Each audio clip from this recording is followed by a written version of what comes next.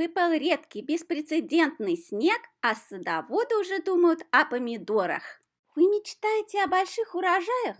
Вы знаете, что помидоры– это трудная культура. Вот несколько секретов для их успешного выращивания. Первый секрет. Посадите правильный сорт. В больших магазинах продают рассаду, которая совсем не годится. В ее названии часто используют высокопарное слово «heirloom», что означает «семейная реликвия».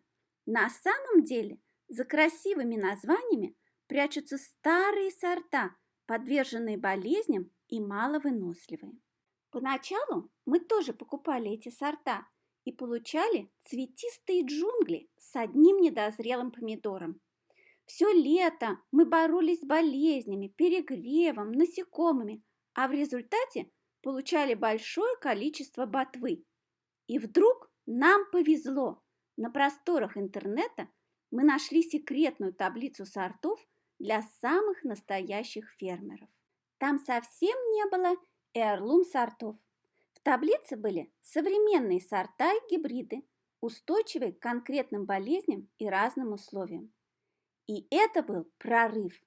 Мы выбрали несколько сортов и получили ошеломляющие результаты. Теперь мы меньше тратили время на борьбу с болезнями и больше наслаждались потрясающим урожаем. Эти сорта настолько неприхотливы, что, выращивая их, можно привить любовь к садоводству даже ребенку. В этом году мы заказали семена на сайтах Burpee и Parkseed. Наши любимые сорта.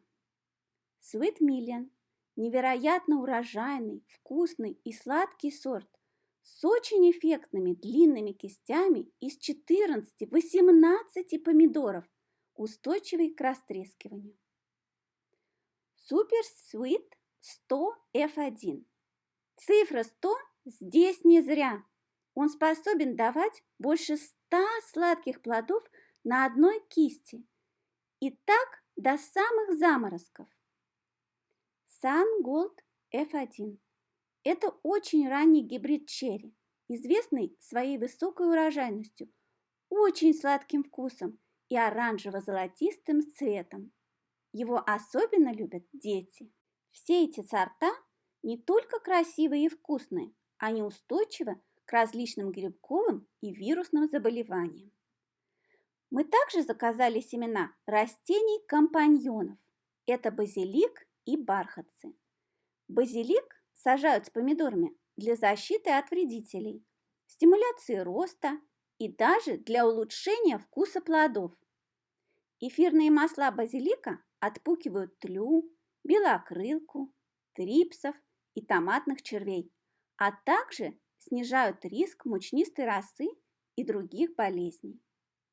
В органическом земледелии это сочетание считается классическим для повышения урожайности. Бархатцы сажают с помидорами в первую очередь для защиты от вредителей, так как их резкий запах отпугивает тлю, паутинного клеща, белокрылку и нематод. Корни бархатцев выделяют удивительные вещества – тиофены, буквально обеззараживающие почву и предотвращающие мучнистую росу, серую гниль, паршу, плодовую гниль и другие болезни. И, конечно же, цветы привлекают полезных насекомых-опылителей. Итак, мы запаслись правильными семенами. Второй наш секрет – это страшная правда про рассаду. Не торопитесь сеять семена на рассаду рано. Вообще, лучше забудьте, что вы купили семена аж до середины марта. Февральский день еще короток, и солнца никак недостаточно растениям, даже с подсветкой. Поэтому слишком рано высаженные семена будут изо всех сил тянуться к свету и превратятся в тонкую, вытянутую и слабую рассаду.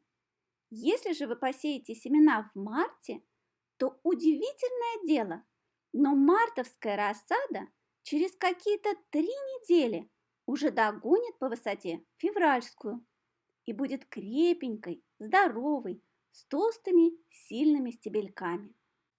Обратите внимание, что на пакетах семян есть рекомендация, когда высаживать растения в грунт. Это не просто так. Обычно 50-70 дней после посадки семян. Это время, когда растение готово вырасти большим и сильным. Семена, посеянные в марте, дадут растения, готовые к посадке вовремя, в середине мая, как раз после последних заморозков. К сожалению, февральская рассада к маю уже получит сигнал не к росту, а к цветению. Корням ее будет уже тесно в маленьком горшочке, и она будет испытывать стресс. Рост ее будет замедлен, иммунитет ослаблен, из такой измученной рассады вырастают слабые и малоурожайные растения. Итак, набираемся терпения и ждем. Будем сеять вместе в марте.